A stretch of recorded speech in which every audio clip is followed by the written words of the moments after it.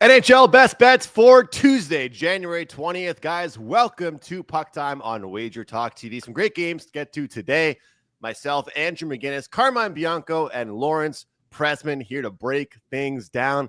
We're going to have sides, totals. We're going to have props. We're going to have plays of the day. We're going to have single game breakdowns. All kinds of good stuff for you here on this busy Tuesday slate. Carm, good morning, brother. How are you? I'm doing well, Andrew. It's funny, man. Just before you came in, I was talking to Prez backstage, and we talked about like puck luck and bounces. And like yesterday could have easily been one of those nights in which I get no sleep because I'm so pissed at how my games went. But I had the luck on my side. I will admit, you know what I mean? Like I released very early the play, which most people bought it early on the college championship game when the total came out, and it was 48.5. It closed at 47. The game lands on 48. So, you know, I win that. There could have been even a safety in the last couple seconds of that game, which is sickening. But then the last two games of the night, I had 4% best bets on both Anaheim and the New York Islanders. And in the third periods, those games could have gone either way. Vancouver could have won that game because they were playing well. And the Rangers could have won that game as well, too. But I end up on the right side of both games. You know, we talk about the ebbs and flows of sports betting, and I could have easily gone 0-3 on those plays and had a miserable night's sleep. I went 3-0, so I'm kind of happy about that. But, man, Great good stuff. Slate of games. It's $5 Tuesdays at WagerTalk. There's a ton of handicappers that have $5 plays up with some great promos in them. So please, guys, take advantage of it if you can.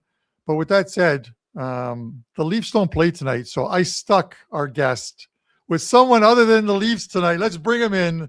The one, the only, the Prez. Good morning, Prez. What's going on over there? Yeah, I get to do the Dallas-Boston game, but that's great because I absolutely love this game. I have a bet in this game. I have a bet I'm going to make in this game. So I'm pretty pumped that you chose this game. I'm going to ask you guys. Go ahead, Carm. Yeah. No. I was going to say before that, what were your thoughts like on any of the games, let's say like last night or even the college football championship, because it's the last chance we get to speak about the college football championship. I thought it was a fantastic game. Yeah, so I'm married, so I don't have a lot of thoughts. Vivian, am I allowed to think today? Okay, yeah. She gave me the thumbs up, so I can think now. Tough morning, Prez, or what? An awesome morning. So I did not watch the college championship game. And people always say to me, you know, what, like the Super Bowl. I don't watch much of the Super Bowl. Why? Because it's over. I gather no information. There's no opportunity to make a bet tomorrow. And I don't give a rat's piece of poo-poo who wins any of these damn games. I'm not a fan of Indiana. I'm not a fan of Miami U. I'm not even a fan of the amount of attention played on children trying to get an education while playing sports. So none of it I care about. But I did win my bet. I came on here. I begged you guys. I said, this is one of those ones. You heard me. I was like, here, I promote and I beg. When I promote, okay, don't buy my play. When I beg, when I plead. And I got to give you credit because as much as you didn't get all the way there with it, you pretty much said everything but take the Wild yesterday. You hovered around it. You leaned towards it. You pretty much told people without saying it. So I got to give you respect for that, Prez. You did call that the Wild. Andrew, if only once we could have the Prez come on here and say, I am betting against the Leafs and I am releasing a play against the Leafs. Take whoever, team, whatever. Okay, it was close. Next time close. I come on, we're betting against the Leafs, even if I like the Leafs. How about Steve on the 27th? The 27th is the perfect day. Next Tuesday, next $5 Tuesday, they play the Buffalo Sabres. Yeah, hell no. Look at this. Wait, Steve Kohler writes, I love your 4% play for today, too. Thank you, Steve. And I'm going to get to my 4% play because that is another beg situation. So I had the under 23.5 in the first half of the Indiana game. I did peruse a bit, but I'm on episode 6 of The Night Manager, season 1, and it's spectacular. So I had the game on in the background with no volume, and I had my headphones on and my iPad watching my actual show because, honest to God, I am sick of sports. I am not sick of finding betting opportunities, but I don't consider myself a sports guy. I am all about making money. I don't care what the sport is. I don't need to watch it. I don't even care if I like it. With that said, and I know you haven't started it yet, all 10 episodes or episode 10 of Landman is absolutely phenomenal. Set in Texas, where the Dallas Stars play tonight, minus 157. The Boston Bruins plus 129. The total sits here at 6. Where are you going with this one? Okay, well, firstly, hats off to the Boston Bruins, okay? So we really all expected this team to have an off year coming in. They've gone through a transition. They were a great team for 2 decades. They did not have a lot of draft capital, and yet here they are, 28, 19-2 on the season, firmly positioned to make a run in the playoffs, and winners of 6 in a row. And not just 6 in a row, guys. They won those games handily. The only game they didn't win handily was in Pittsburgh, 1-0. But inside of that, they even beat the Rangers 10-2. They've covered the puck line in 5 of those 6 games, every one but the one against Pittsburgh. Now, with that said, if you look deeper into the numbers, they are about to fall apart. Their power play has been keeping them alive the last 2 games. They've done well. Penalty kill, mediocre, but they're really not getting the possession time in the offensive end that they were getting at the beginning of their streak. They're not getting the shots on goal. To give you perspective, they had 41 shots on goal against Detroit, held Detroit to 24. Chicago, they were outshot 24-23. Seattle, they were outshot 28-24. I think what we're seeing here is a team that is coming out of a long winning streak and a team that I'd like to look to fade. When you take a look at the Dallas Stars, I think it's literally the opposite scenario. This Dallas team came out of the gate flying. They have now lost 3 in a row. They've put up 1 goal in each of those 3 games. They've lost 4 of their last 5, and they've lost 8 of their last 10. It feels to me like this, and they're not like a walking injury team. It's not like we can sit there and figure out why. Why are the Stars playing as bad as they are of late? I think this team is at home in that second game, and that is important. We talk a lot about how tough it is to go on a long road trip. With Dallas, my apologies. Dallas is, they played Carolina, Washington, San Jose, LA, Anaheim, Utah, all on the road. 6 games. Then they played Tampa Bay on their game back. They lost 4-1. Everybody loses to Tampa Bay. Take them on the puck line today as well. And now they're in that second game back. The second game back is always interesting to me after a long road trip. I like the Stars tonight, and I like them in regulation. I like them on the money line. I think they win this game, and I think they do actually get some freaking goals. So the Dallas Stars for me, brother. That was a long breakdown. Yeah. Who am I? Yeah. That was 3 minutes and 20 seconds. That is unbelievable. Yeah. Fantastic. But I agree with you on the second game back after a long road trip. Yeah. We've seen it before. We saw the Leafs was only a 4-game road trip, but Mini got the better of them yesterday and looked like the better team throughout that game. As an aside, I hate games on Prime Video. It's just the commentating, the pregame, the intermissions is just terrible. Give me Biz. I want Biz Nasty in there, man. Talking NHL hockey, especially because he's a Leaf fan. Prez, what do you got to promote, man? Yeah, so I got a begging play. I got one of those plays that I plead, beg, and insist that you guys take advantage of. In all seriousness, last week I came on the show on a Tuesday and I said, guys, I gotta play. I'm begging you guys to play it. I'm pleading with you. It won. Yesterday I got on the show. I'm begging, I'm pleading. It won. Same situation. Guys, there are plays that I consistently win at, and these are one of them. I've got a 4% NHL money line bet. Now, to give you perspective, 90% of my bets are 2 and 3% bets. 9 out of 10, maybe even more than 9 out of 10. So these 4% plays are rare. I am like 62% on them in the entire year. I've also won 5 in a row, but that's nothing. These big NHL bets are on a 9-1 run, and they are 42-17. 42. I can't even do it with my hands. 42-17. 67% since 2022. I am begging you guys to join me tonight. It is only $5. Please, please, please join me tonight on this play. Okay, my begging is done. Thanks for having me, boys. It would be hilarious if we had a code ready for Andrew for Prez. Beg 5. Beg 5 gets you $5 off Prez's $5 play tonight. You would beg 5. Beg 5. But I just want to say something to Bob. I want to say something to Bob here, and then I'll go. 62% is nothing considering the VIG. Everything is in the minuses.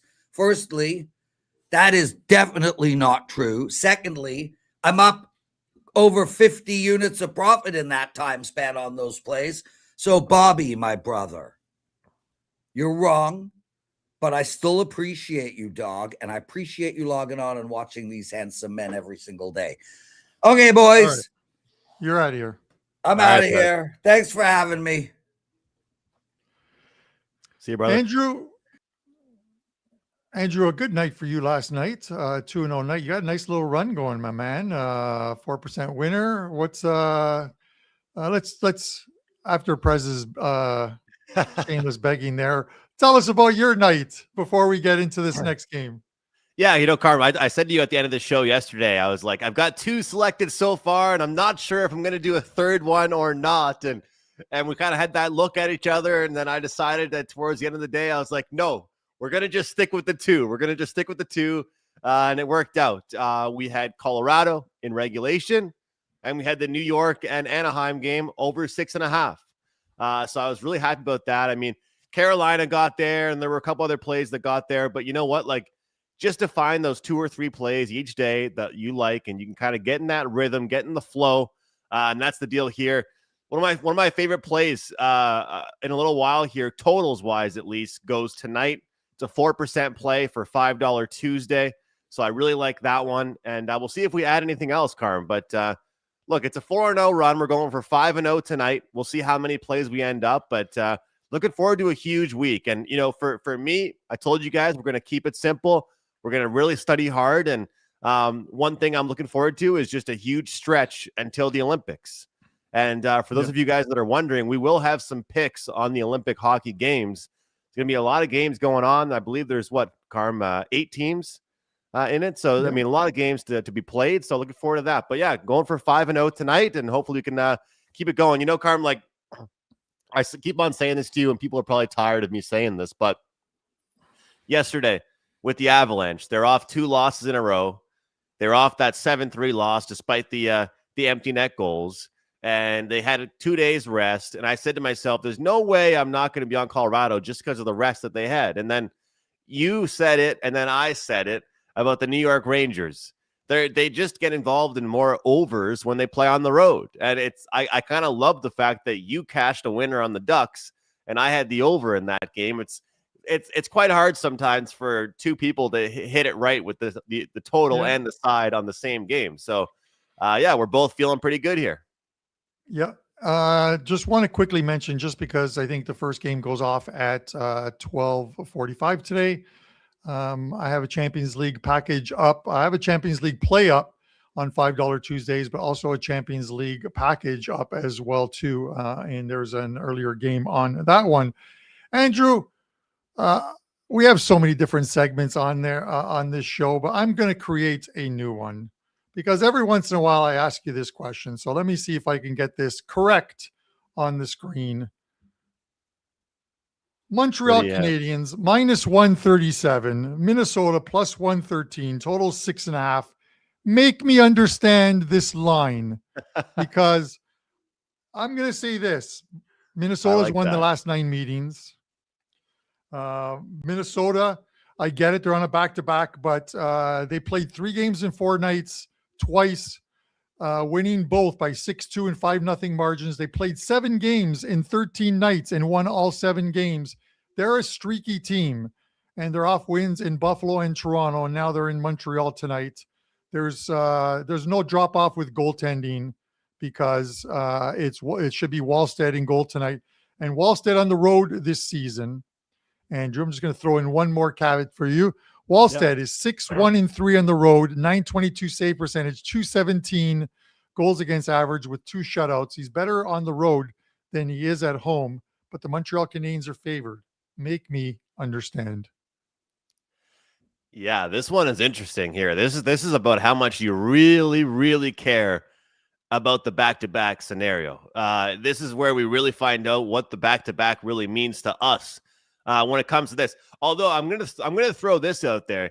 As a Canadiens fan, I was hoping that the Wild would win last night because, as we all know, sometimes teams will come in a little bit more satisfied after games that they've won versus, I remember one time it was a Monday night prime game. Tampa Bay played Toronto, and Toronto beat Tampa Bay on the Monday. And then on Tuesday, it was a back-to-back for Tampa, but they beat the crap out of the Canadiens. So sometimes it maybe is a good thing for the Wild to have won in the first one. Here's the big thing, Carm, and I can never get this out of my head whenever these two teams play. I can't deal with the streak the Wild are on against the Canadiens.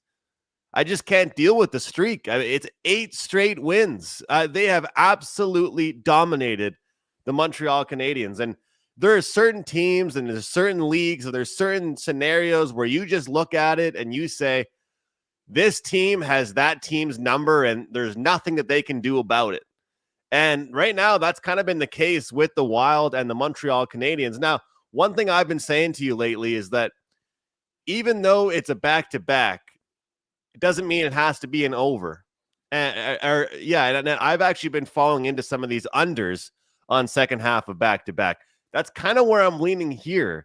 To your point, there's 2 great goaltenders over there in Minnesota, right? There's not just one. There's 2 great goaltenders over there in Minnesota. And right now, I'll give you kind of a little situational thing here for the Montreal Canadiens. Jakub Dobiš is the confirmed starter for the Canadiens tonight. And for him, I think that he was going through a little bit of a tough time because Jacob Fowler was called up. And when Jacob Fowler was called up, it's like he heard footsteps. Somebody was trying to take his job from him. But now that Jacob Fowler got sent back down to the AHL, I believe the comfortability for Dobiš will be back again. He'll have that confidence back again.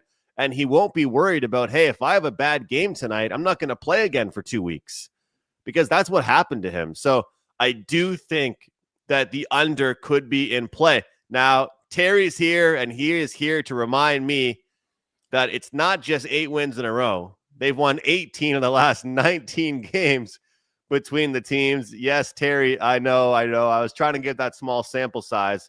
But Carmen, you brought up your graphic. I'm going to bring one up for you as well. This one is just bad to look at. 4-0, 3-0, 4-3, 5-2, 4-1, 3-1, 2-0, 8-2, 4-3.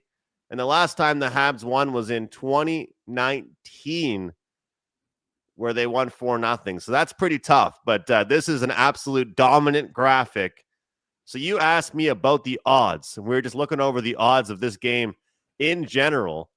And there has been money come in because according to Odds Logic, it did open up a little bit higher than this current number. But I can't deal with streaks like this. I told you, I need to be better about being a streaks handicapper. I go against the grain too much. So I'll be watching as a fan. But if I do make a play on this game, it will be the under 5.5 here. What do you think?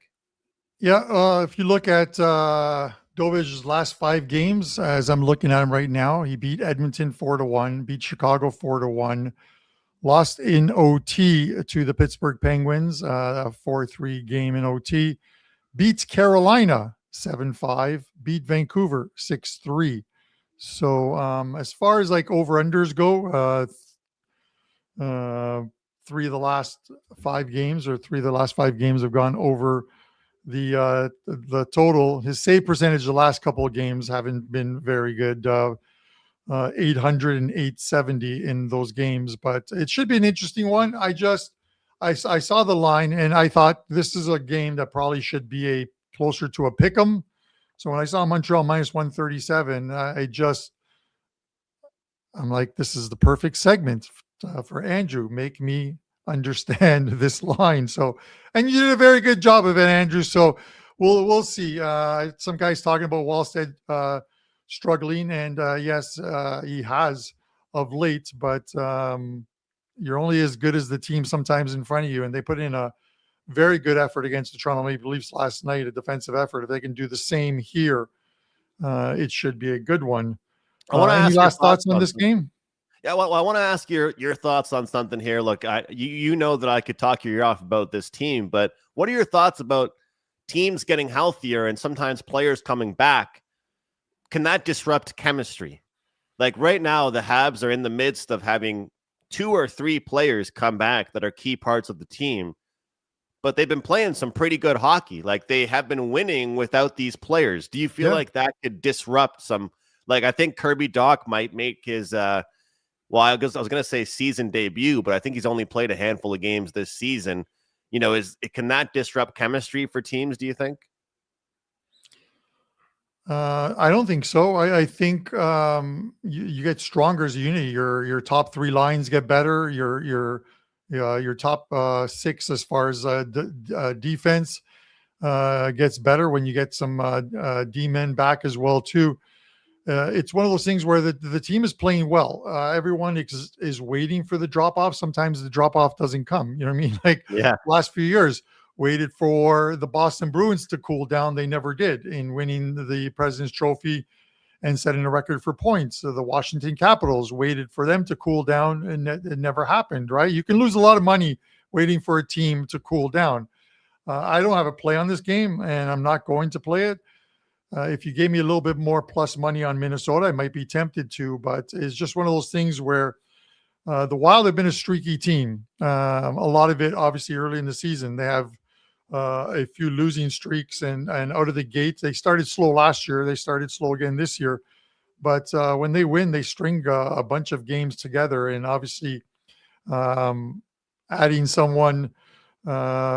a player a couple of weeks ago or 3 weeks ago, whenever it was, in Hughes gives the team a little bit more speed as well too. So we'll see. They're 2-0 on this road trip, and sometimes these road trips for these West Coast teams that come to the East Coast take on a life of their own.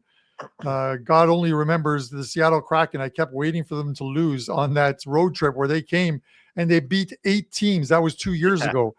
All 8 games they won, including the final one in Boston against the then Boston number 1 seeded Boston Bruins, and they went into Boston. And I think they beat them like 3-0 in that game.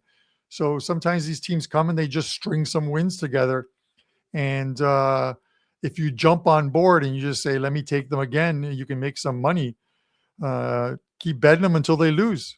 It's just like a streak. Keep betting it till it loses. So, or a very good trend. So with that said, we'll see. It should be a good game in Montreal tonight between these two. And let's see if your Habs can break the terrible run against Terry's Wild.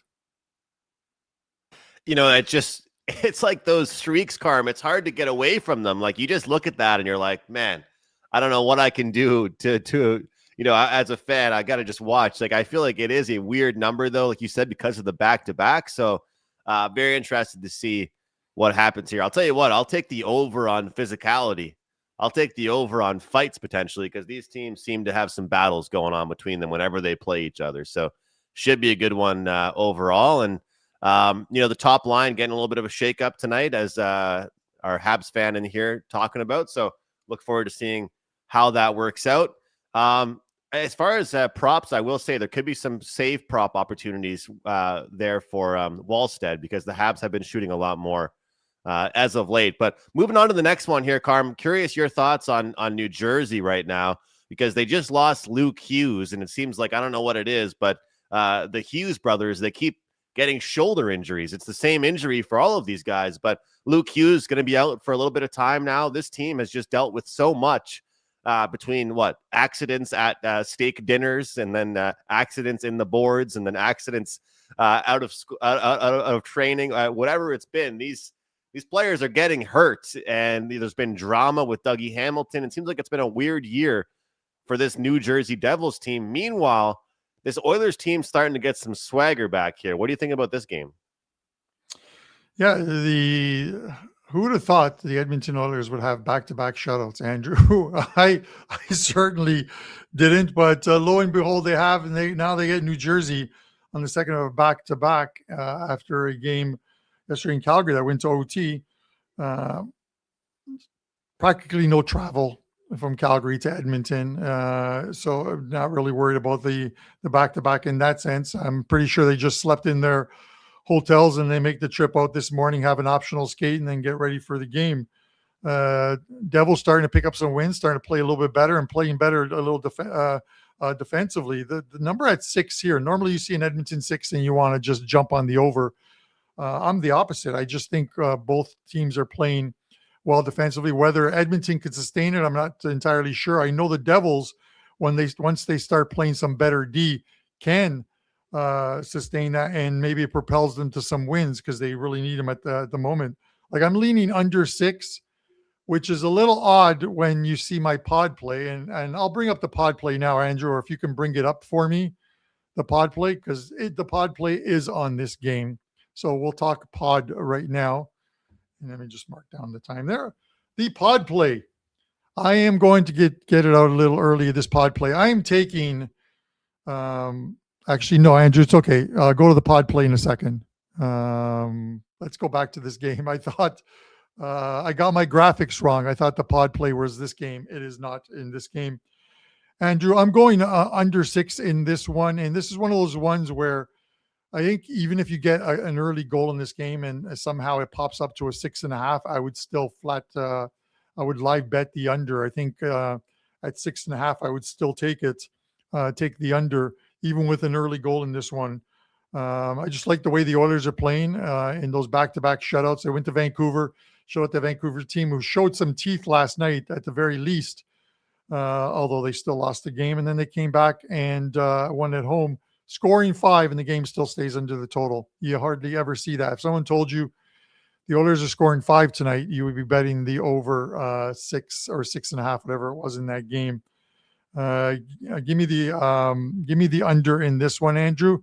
And it wouldn't shock me if the New Jersey Devils complete the Alberta double at plus money. Ooh, the Alberta double, the Tim Hortons double-double. Why not?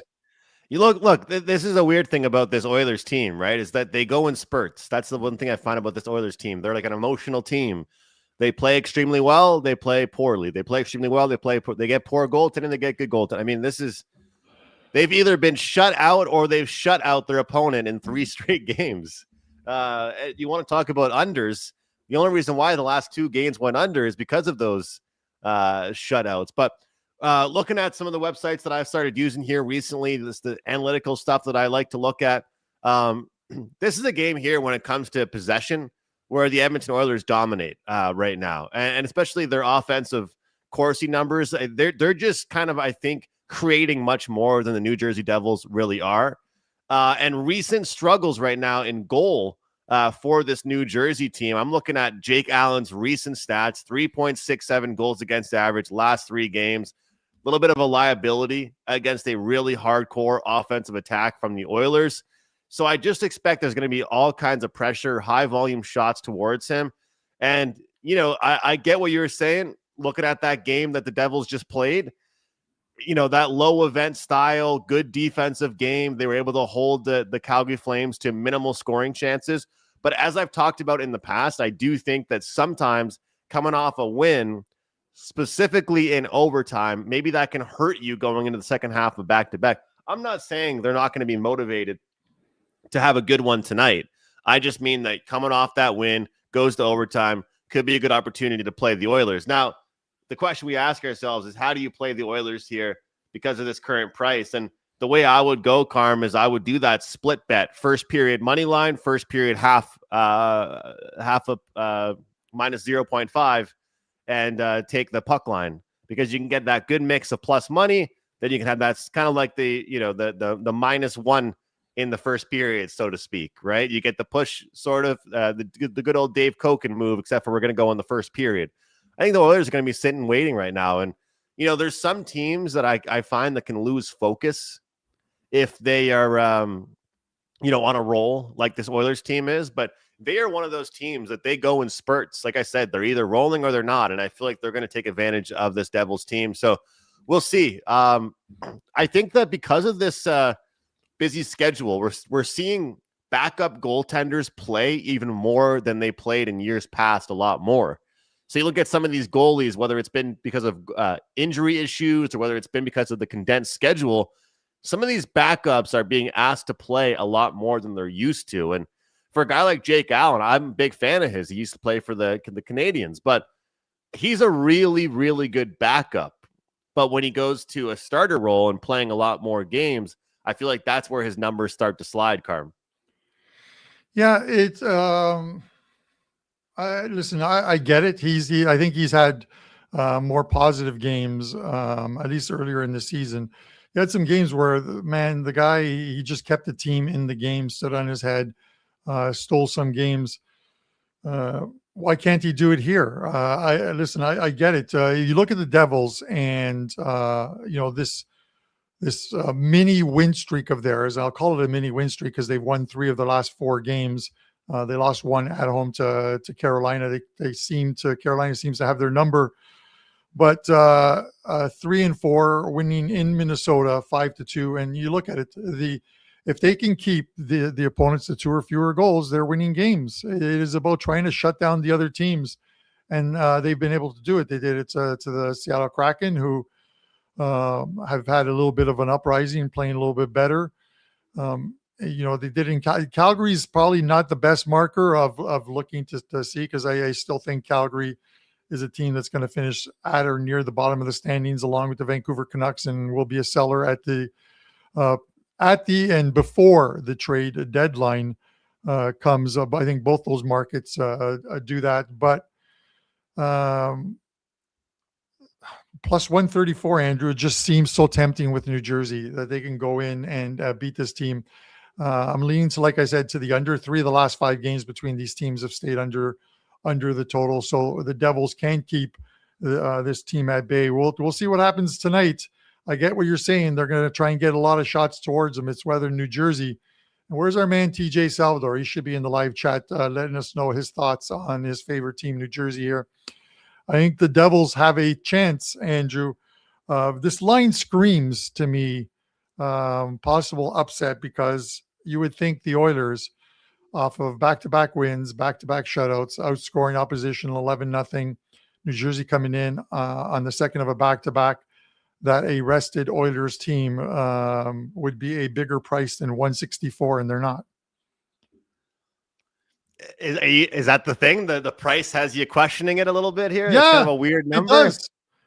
It's a fishy one. And sometimes when I see a line like that on the Oilers or on any team, it's not that hey, I'm going to take the Oilers because this line's too low. It's like, hey, I think the dog is live here, right? And it makes me look into the game a little bit more. And it's just, you look at some of the high danger chances that New Jersey's allowed in the last 4 games, and they've minimized it from what they were allowing before. You go to like sites like Natural Stat Trick, and you look at it and what they're doing, and they're obviously doing something right because they've won 3 or 4 games, and they need to start to string a lot more games together. So, you get into the second half of the season, and a team that's not in a playoff position has to start playing playoff hockey a couple months early. And maybe this is what the New Jersey Devils need to do right now. They need to play playoff hockey right now in order to leapfrog some teams and get into those playoff spots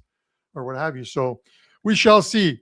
We'll be talking about this game tomorrow if the Devils pull off the upset. 3-2 final, New Jersey. How's that? I hit my under. I hit my dog. Hey. What if I want to take the Oilers? Okay. How about this? Oilers first period.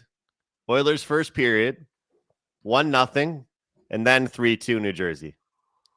1-0 after the first, and then 3-2 New Jersey after that. We got to all get together here. Come on. My thoughts and prayers go out to your lost bet. Sorry. No, I'm just kidding. Andrew, I'm going to go pod first and then same game parlay. Okay. My mind was all over the place. You had me confused a little bit there. I was a little bit thrown off. I confused myself because I looked at this backstage and I'm like, wait, the logo is different for this team. Okay. Here is my pod play. We went 1-1 in the pod play. And Andrew, I got to say, because I know a couple of guys asked in the chat. So 1-1 with the 2 pod plays yesterday. Man, I got to tell you, that was watching the San Jose upset of Florida with the return of Matthew Tkachuk. That game was absolutely fantastic. And it had a chance at some point if San Jose could have, if Florida had gotten another one to make it 3-2, they probably could have but the fights, awesome. Watching Bobrovsky skate down the ice and take on Nedeljkovic, Bobrovsky's first ever fight in the NHL. Man, he was throwing fisticuffs, and then he went straight to the dressing room, not because of injury, but because he assumed that when a goalie crosses the red line, they are out of the game.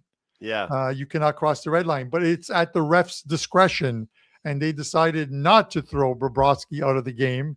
So he came out, and the fans are going crazy. They gave him a standing ovation, not only when he returned to the ice, but even after they lost the game 4-1, they gave him a standing ovation as he was going to the bench at the end of the game.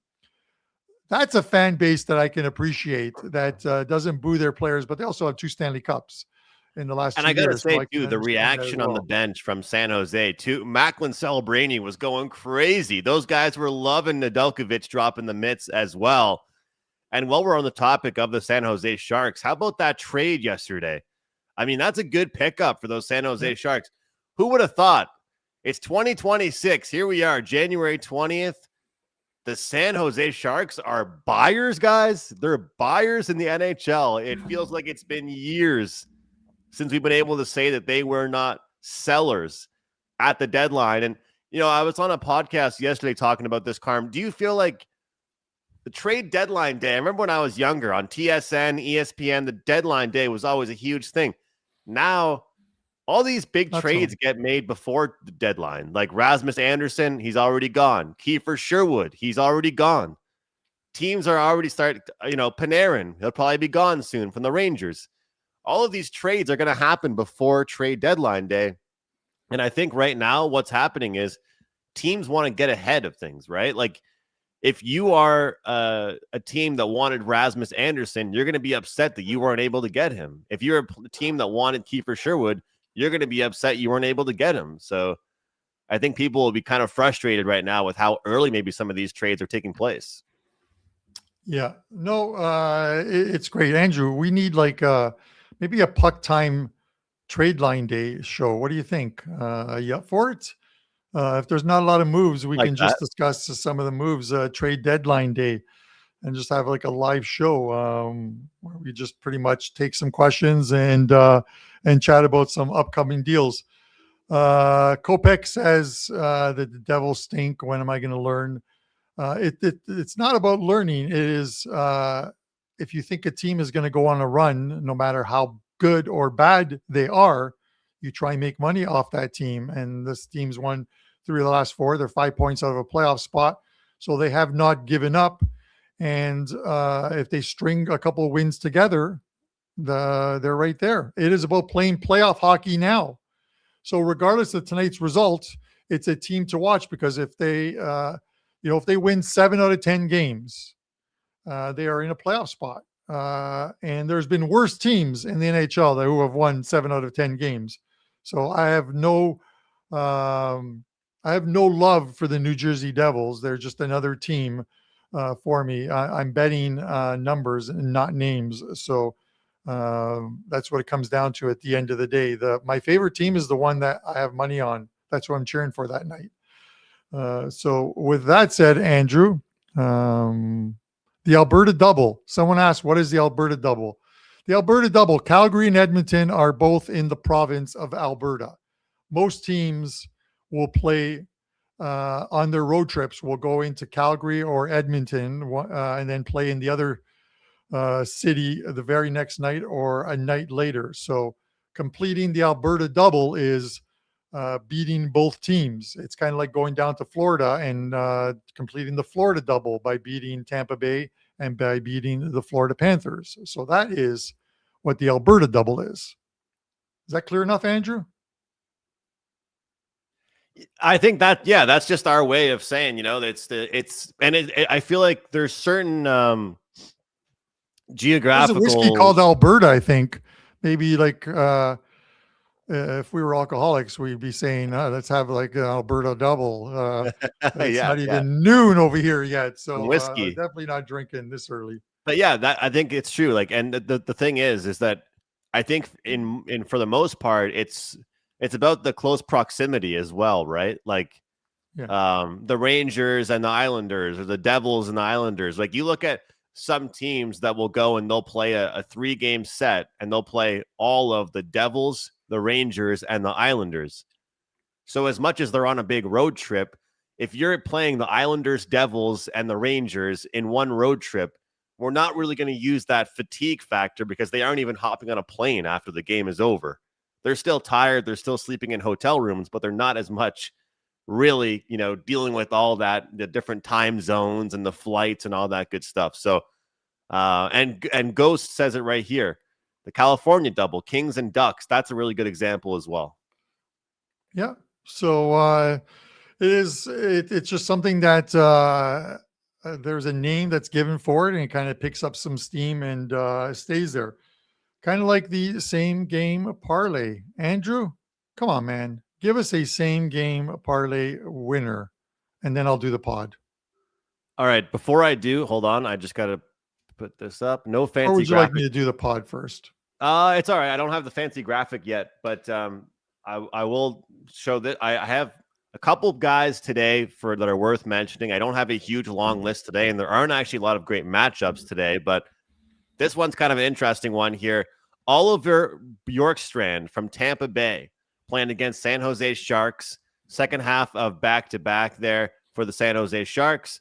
Plus 135 for anytime point. He has a point in 4 straight games against the San Jose Sharks. As we always talk about, we'll talk about some hot streaks, but we'll also talk about players in certain head-to-head matchups that have done extremely well. Bjorkstrand has done extremely well in this matchup for whatever reason against the San Jose Sharks. I know I've been giving out props on Drake Batherson a lot, but he's done extremely well against Columbus. He has at least 1 point in 4 of his last 5 meetings against the Blue Jackets. You can find him at minus 120. Shop around your sports books to get the best price possible. Shabbat, even better number for him. Thomas Shabbat, a point for him in 3 of his last 4 games. You can get plus 200 or higher when it comes to him. And here's one that's pretty good here, Carm. Cam Fowler, defenseman for the St. Louis Blues, playing Winnipeg tonight. Second half of back-to-back. He has a point in 7 of his last 10 games played against the Winnipeg Jets. Whatever reason, this guy doesn't get that many points. He's now the 5th defenseman on the team. But he has a point in 7 of his last 10 meetings against Winnipeg. He's got to be someone that's worth a shot today, maybe for a point, for a goal, for shots on goal, whatever it is. He's someone that stood out to me on my list for today, at least. As far as it goes for today, we just pull up this small little graphic. The Senators and the Blue Jackets, look, they're not happy about it, but a lot of Sens games right now are just flying over the total.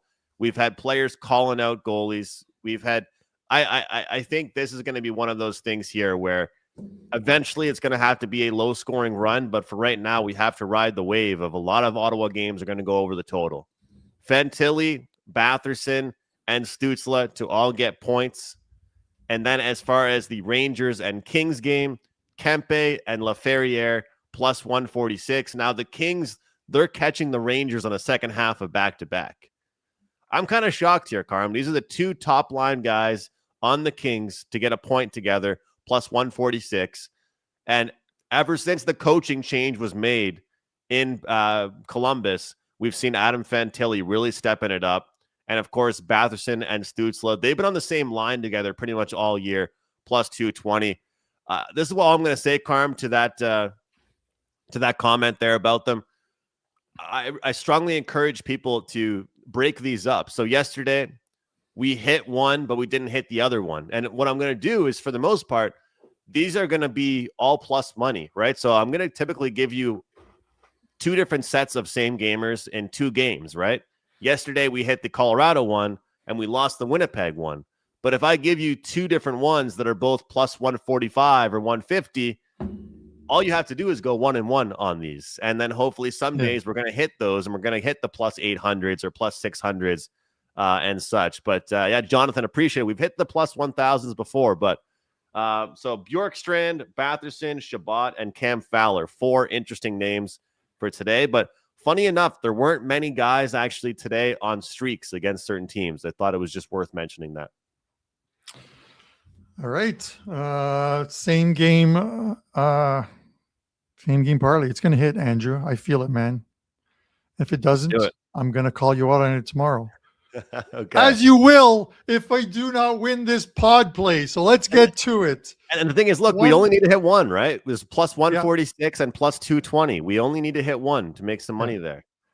Yeah, let's get to this pod play, because then I have some, a couple little quick promo things, but I want to talk about something else as well too, unrelated to hockey. But with that said, today's pod play, I'm going to go with a puck line on this one. I'm taking the red hot Tampa Bay Lightning at home, playing San Jose Sharks, who are coming off the upset win yesterday in the first half of the Florida double. Tampa Bay, their last 13 games are 12-0-1. Their last 13 games. 9 of those 12 wins have been by 2 or more goals.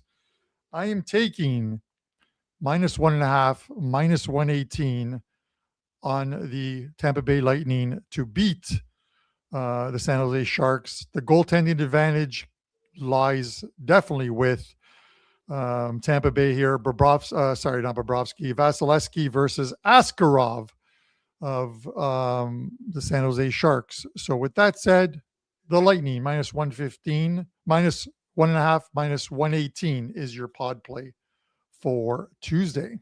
That team has been so consistent all year long right now. And as much as the Atlantic Division has been competitive, this Tampa Bay team is on a really, really good run right now.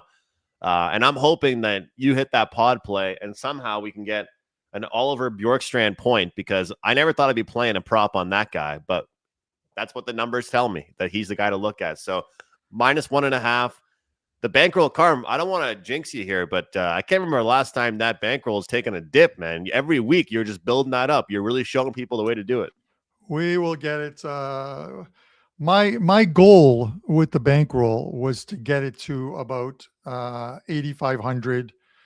I would love to double it, complete one, 10K at the end, but 85 means we basically gained 70% on the year, taking one game at a time here and there. So with that said, I think that's the important thing, is to show that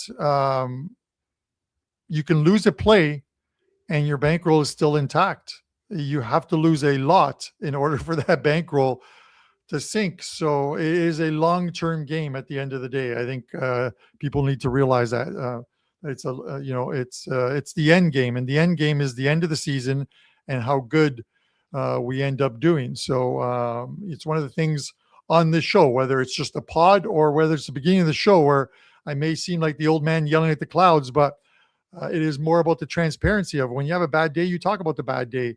I think because you get it out of your system. You don't really have to talk about the good days because it's already in your system. You feel good. It is the bad ones that you got to get out. With that said, Andrew, Champions League up for me today. One play as part of $5 customer appreciation day, and then a 3-pack as well too, including a nice plus money side in that one. And then one play up in the NHL. I don't like any other plays in the NHL. I know it's a bigger card, but I only like one play, so I just made it the $5 play, and that's it. I'm working pretty much tirelessly, guys, putting together for the World Cup what is probably going to be like a 30-page betting guide for how to bet the World Cup and make money. Hopefully it works out, and you're going to be able to download it free at WagerTalk. So all I got to say is for you guys in the U.S., I was going through the U.S. men's national team. I'm actually excited about the U.S. men's national team because I'm watching these players, some of them playing in Europe, a few of them playing in the MLS, and they actually have a good team with, I actually think, a very good manager in Pochettino. This could be a magical year. I'm not saying they're winning the World Cup, but they are going to get into the knockout stages and threaten some teams this year. So to the U.S. men's national team, good luck to you guys. Andrew, what do you got going on on $5 Tuesdays, and close this out for us? Hey, look, it's a small run, but we'll take it. We're going for 5 straight tonight on the ice in the NHL. It's a nice Tuesday slate, guys. You guys can get my 4% play for just $5. So good day to hop on with me. Hasn't been the season I'd love to talk about, but you know what? We're going to turn things around and going for 5 straight tonight. I love this total play. If we do add some more, I think it'll be one total, one side for tonight. So let's keep it rocking, guys. $5. Don't forget, you guys can get that great 1-month deal, and also the 7-day deal is still available. As mentioned, by the end of the week, me and Carmine are going to have a deal together for you guys for both of our NHL seasons. Encourage you guys to all get on board with all of our best bets. If you guys don't buy plays, no problem at all. The way you can help us out is just by hitting the like button on this show. It really helps us out. People can see this is the place to be every single day, 11 a.m. Eastern, live for their NHL betting tips. So on behalf of Carmine, thank you very much for watching. I'll see you guys tomorrow, same time, same place, right here on PuckTime.